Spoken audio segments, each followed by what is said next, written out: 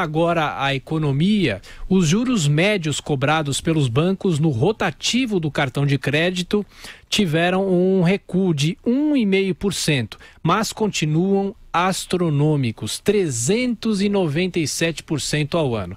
Está conosco o vice-presidente da ANEFAC, o economista Miguel Ribeiro de Oliveira, que sempre nos atende com muita gentileza. Tudo bem, Miguel? Boa tarde, como vai? Boa tarde, Thiago. Prazer imenso falar com você e seus ouvintes. Boa tarde, ouvintes da Jovem Pan. O prazer é nosso. Ô Miguel, esses dados são do Banco Central. Cada vez mais os juros vão diminuindo, mas continuam, como nós já destacamos aqui, astronômicos. Nessa pesquisa do Banco Central, é interessante notar o seguinte, que no caso de quem paga o valor mínimo da fatura do cartão, os juros estão em 221%, a metade do verificado no ano passado. Esse já é um bom indicativo, Miguel? Sim, basicamente isso, por que aconteceu isso, Thiago? É fato que as taxas de juros vêm caindo, como você bem sinalizou aí, mas encontram-se em patamares muito elevados, principalmente cartão de crédito, cheque especial, são linhas mais caras hoje em vigor no país. Mas basicamente o que aconteceu é o seguinte, em abril o governo mexeu nas regras do cartão de crédito, porque até então as pessoas pagavam o mínimo do cartão, os 15%, e ficavam rolando a dívida ad eterno, quer dizer, na verdade nunca pagavam a dívida, pagavam somente juros. E o governo tornou então obrigatório, não mais o cliente optar por fazer, mas seria obrigatório, que após 30 dias de rotativo o banco é obrigado a dar um parcelamento. Então, quando houve essa mudança dessa política, automaticamente as taxas caíram. Mas como você falou, caíram para essa situação em que a pessoa paga o mínimo, já que no parcelamento as taxas estão muito altas. Então, de fato, as taxas de juros no cartão de crédito, considerando então rotativo e as taxas normais, estão próximas de 400% ao ano, que isso dá 14% ao mês, ou seja, taxas absurdamente elevadas ainda.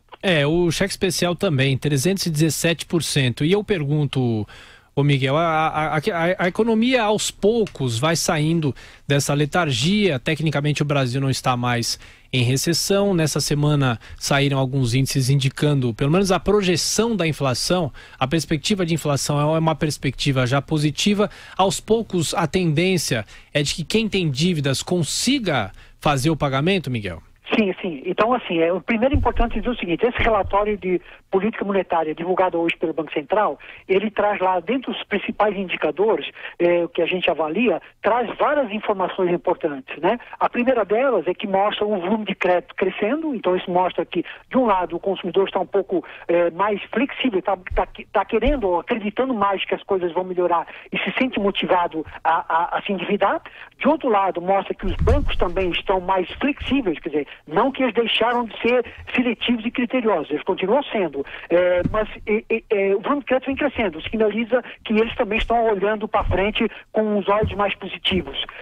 Também mostra que as taxas de juros estão caindo, mostra que os prédios estão caindo, ou seja, que as taxas de juros estão caindo num patamar um pouco maior do que está caindo a Selic, que é o custo de captação dos bancos, e mostra também que os prazos de financiamento vêm crescendo. Pouco, mas vem crescendo. Então, esses fatores todos são positivos. Quer dizer, o único, dentro de todos os indicadores, que mostra vamos dizer assim, uma manutenção, não mudou nem para pior nem para melhor, foi a questão do risco. A inadimplência ficou estável. Então, esses indicadores sinalizam aquilo que você disse agora, com um horizonte um pouco melhor. O país saiu da recessão, há uma expectativa de um crescimento um pouco maior, há uma perspectiva que a inflação baixa recompõe a renda das famílias, então, de fato, a tendência é de melhora e, com isso, dá uma possibilidade para as famílias ter uma capacidade tanto de pagar dívidas como, efetivamente, de se endividar. Agora, a recomendação faça isso com cautela, porque as taxas de juros ainda estão em patamares muito altos e elas, a curto prazo, ainda vão permanecer num patamar elevado.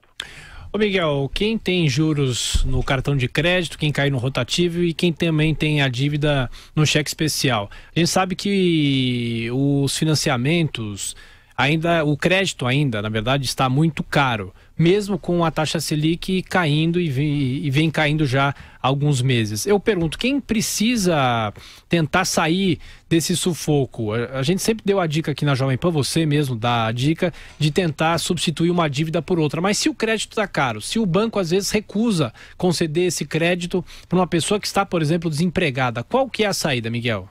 Pois é, Tiago, você tem razão. Assim, essas dívidas são dívidas as mais caras e elas se multiplicam rapidamente. Uma dívida de 1.000, ela vira quase R$6.000 após 12 meses. Então, quanto mais rápido se livrar da dívida, melhor. Então, a informação que se tem é, ou ele faz uma dívida efetivamente mais barato, assim, então ele troca uma dívida cara, cheque especial, cartão de crédito, por uma dívida de um empréstimo pessoal, que a taxa de juros é de 5% ao mês, ou um crédito consignado, que a taxa de juros é 2,30% ao mês, isso para aquela situação, como você falou, que a pessoa tem a condição de fazer um empréstimo mais barato. Para aquela situação que a pessoa não tem condição de fazer um empréstimo mais barato, não resta outra alternativa, senão ele renegociar a dívida. O que é renegociar a dívida? Ele vai chegar para o banco e vai dizer, banco, eu não consigo pagar essa dívida, mas eu quero negociar, não quero deixar o nome sujo. E aí, então, ele vai pedir para o banco uma operação de crédito que atenda à necessidade dele. Ora, se a situação dele for uma situação em que ele teve uma renda mais baixa agora, por conta da crise,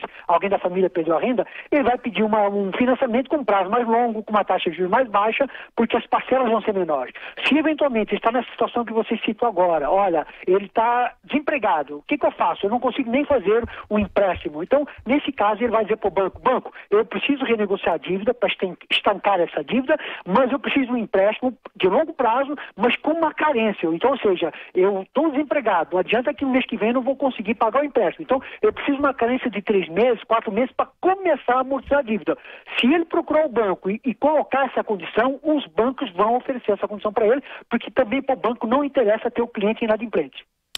Miguel Ribeiro de Oliveira, economista da Nefac, mais uma vez, Miguel, muito obrigado pela sua atenção, pela sua gentileza, bom trabalho para você, até mais tarde, até a próxima. Obrigado, Thiago, para você também.